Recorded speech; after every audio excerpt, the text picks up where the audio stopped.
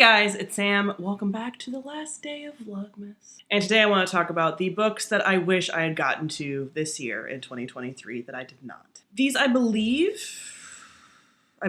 are all books that were on my TBR at the beginning of the year and I didn't get to them. So I had the goal of finishing everything on my TBR, fiscal TBR. That didn't quite happen.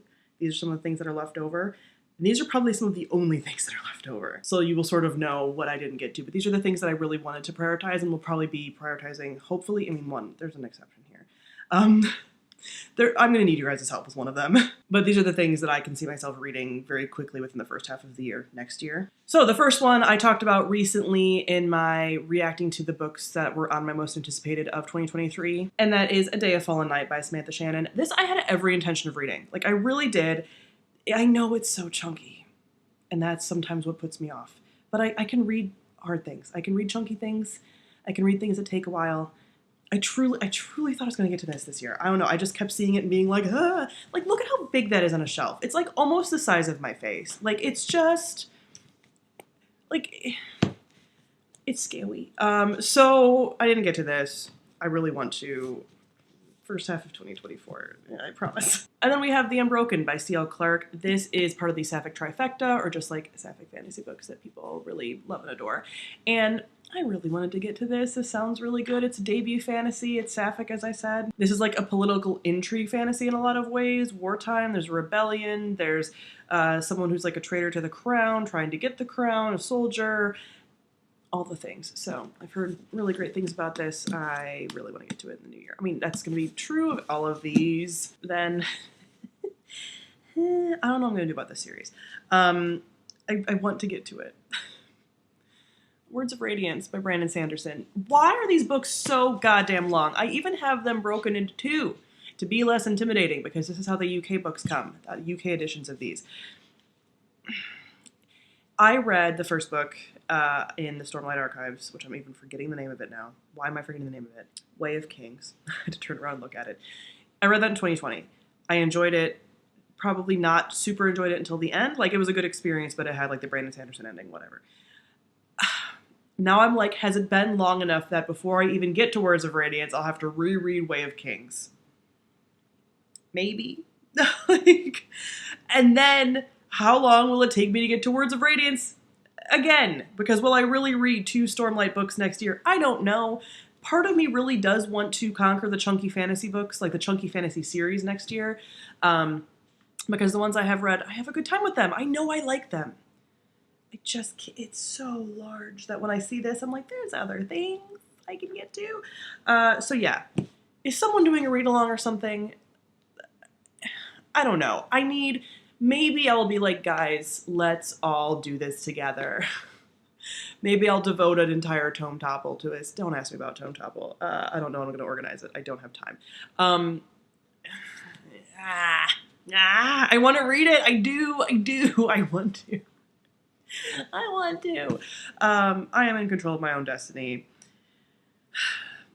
I could reread Way of Kings on audio, but it's such a long audiobook that I don't even know if I could get to that. I would have to buy it, because the time it will take me, I will not finish it in the library checkout time. Yeah, just help. If you guys have read this series, which I know many of you have, how do you convince yourself to do it?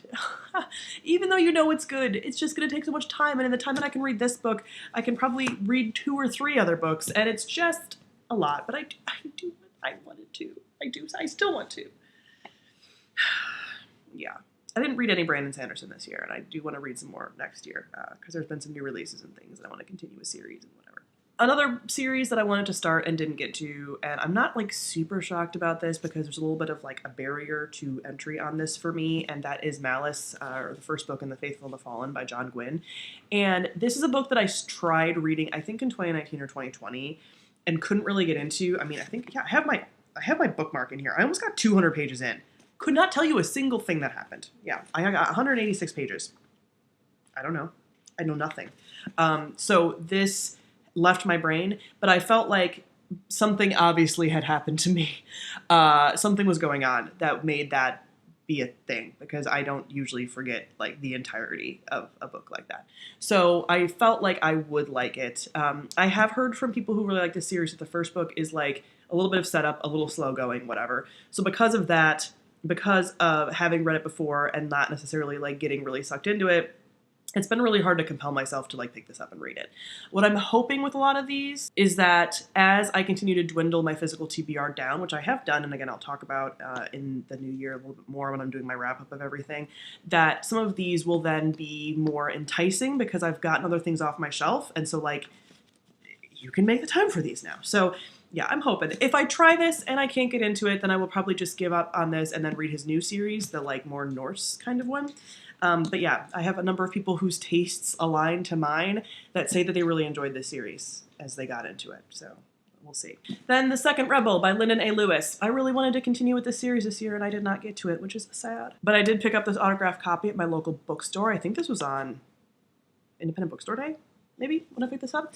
But yeah, I wanted to continue with this. This was also on my like list of goals to get to before the end of the year, and I sadly did not.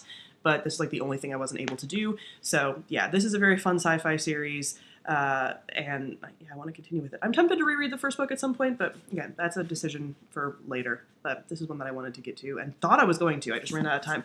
Really, the Hugos did a number on me, I feel like, this year because it was like so late in the year. By the time everything was happening and all my reading was happening for it, that it threw off some of my plans. The second half of the year is always just like a wash. But anyway, I know that sounds very dramatic, but like, I feel like Hugo season hits and Halloween hits, and then it's just like the end of the year. Like, the end of the year goes fast for me, okay? And finally, the last book that I wanted to get to in 2023 but did not was The Mask of Mirrors by M.A. Carrick. This is the start of a dark fantasy series with like nightmare magic and a con artist, and I hear it's kind of gay, and I think this is the one... This is the Rook and the Rose trilogy. I think this is the one that someone said has like tarot card-ish magic. This is a series a lot of people have talked to me about, and then I forget like the exact details of like why they recommended this, but I want to say that's what it is. But anyway, sounds great. Sounds great. I have the first 2 books in this series on my shelf. I would like to get to it. This is also one I can see myself prioritizing early in the year in 2024. So yeah, those are the things that I especially wanted to get to in 2023 and did not, but I can see myself prioritizing in 2024.